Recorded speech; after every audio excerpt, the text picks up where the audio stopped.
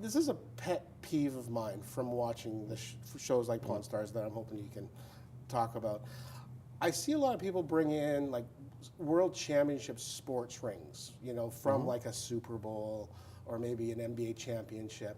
And it kind of bothers me a little bit that something like that would end up in the hands of someone who's not really even affiliated with the team. And then they go in and then they try and make some money off of it. Now I understand that some of these rings, they may be given to cheerleaders or front office staff and then they end up selling them. I don't know, you said that you have come across the odd gray, you told me you've never come across a Stanley Cup ring, right? Nope, not But you yet. have come across the odd gray cup ring. I think we've had 3 or 4 brought in by the players themselves. Okay.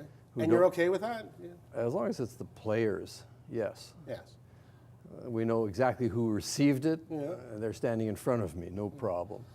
We're sorry to see them get into a tough situation where they need to borrow money that way. And more often than not, they'll be back for the item.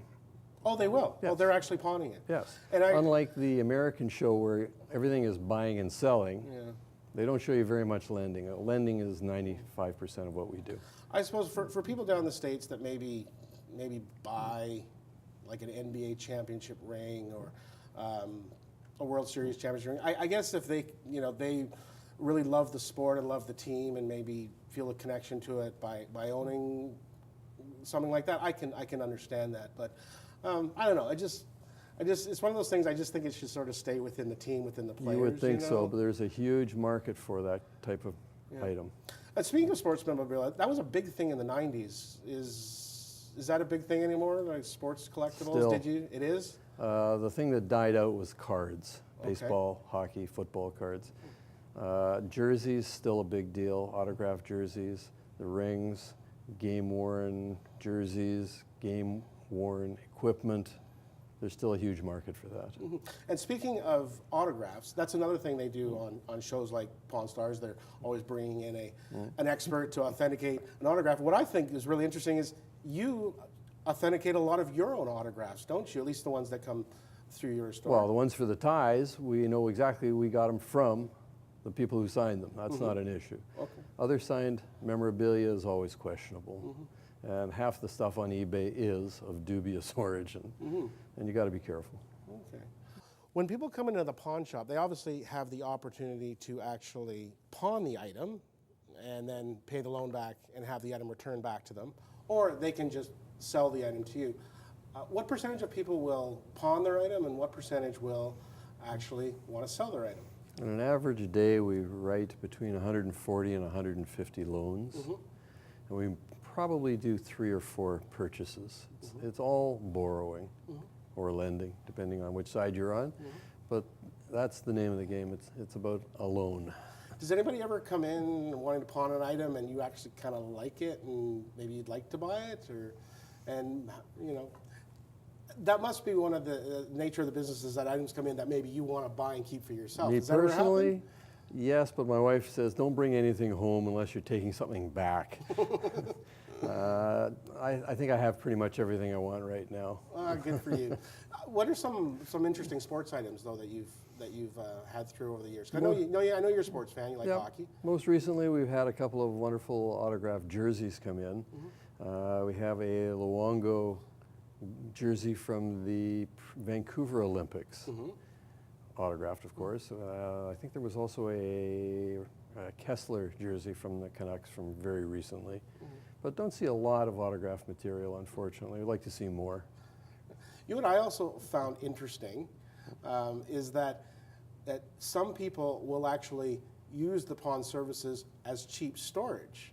Yes. Explain that to me. I actually found that to be really interesting. Especially apartment dwellers who don't trust the storage lockers in the basement or don't have enough space for those firearms or golf clubs or any seasonal equipment, snowboard or skis. We're more than happy to make small loans on these things and sit on them until they want them back. So instead of me going and renting a storage locker and paying for that, yes, I could come to you and I could pawn my item. You could borrow $50 and pay $2.50 a month interest, storage, everything. That's really interesting, yeah. It's cheap enough, yes. And there are warranties on the items. Explain that to me. The jewelry we sell, we absolutely guarantee it will appraise for at least double anywhere. Everything else we sell, be it electrical, mechanical, whatever, we give a 3-month bumper-to-bumper warranty.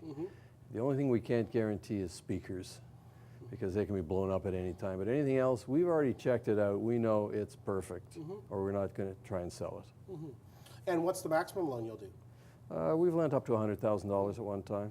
And I would certainly lend more if the collateral was right. Not an issue. So you've obviously been in New Westminster for a really long time. We just had our 59th anniversary 2 weeks ago. Congratulations. Thank you. Tell me, how has New Westminster changed, since you were a teenager there to what it is today? Well, I've always thought of Columbia Street as sort of Main Street, USA, 1958. It's creeping up. We're into the 60s at least by now. It's improving. There's a few more high-rise condo buildings and apartment buildings in the neighborhood that there didn't used to be. Generally speaking, it's cleaned up. It's much better than previously.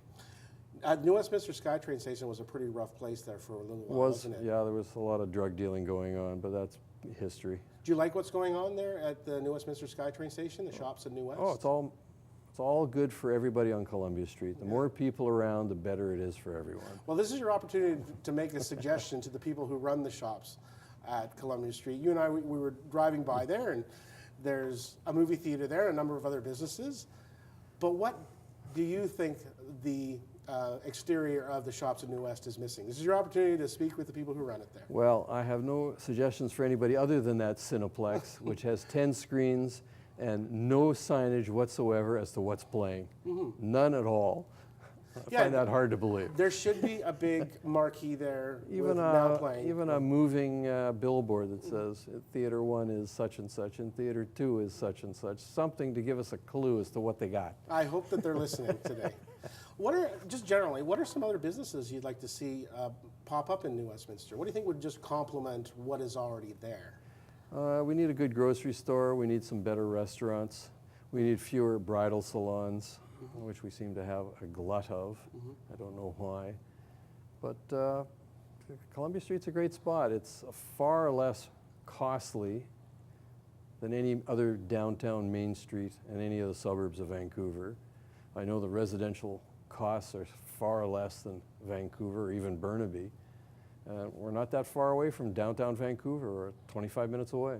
And it's on the waterfront. And we're on the waterfront. We're on the river. Okay. All right. Well, I want to thank you so much for being my guest today. I really appreciate it. This was a lot of fun. My pleasure. Okay. Now, I do have a housekeeping matter to take care of. For those of you who watched my interview with New Westminster Mayor Wayne Wright, you'll remember the mayor did ask me a couple times to ask him about Wait For Me Daddy. All right, but unfortunately, I had a brain cramp when he asked me a couple times to ask him about it. So I'm trying to redeem myself here. This is actually really cool, what's happening. Wait For Me Daddy is the famous photograph taken by Province newspaper photographer Claude B. Detloff on Columbia Street in New Westminster in 1940. The most famous Canadian picture of the Second World War, the photo captured a line of men of a BC regiment walking towards a waiting train on 8th Street in New Westminster.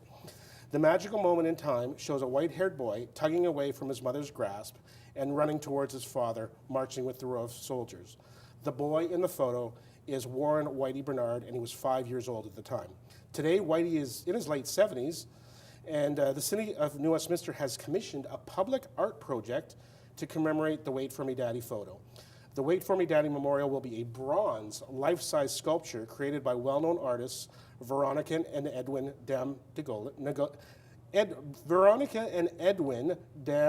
Nogales. Have you heard of them at all? No, sorry, I haven't. You have not, okay. It will go on display somewhere in downtown New Westminster.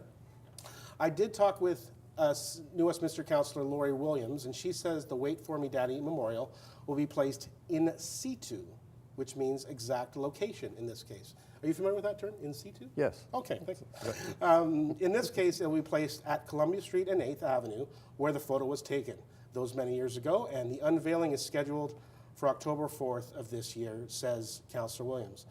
What do you think of that idea? I mean, you've been fabulous. You think it's a good idea? Great idea. Yeah. Do you like what's going on with New Westminster these days on Columbia Street? Excellent. You know, shops It's in being New West? revitalized like crazy. Yeah? A lot of Yeah. activity. Yeah, I really like what's going Yeah. on in New Westminster too. Me too. And I really appreciate you taking the time to talk to me. This was a lot of fun. Thank you, Stephen. All right. Well, again, I want to thank Michael Isman for being my marvelous guest today, and I want to thank you for watching After Hours. I'm your host, Stephen Braverman. We'll see you next time.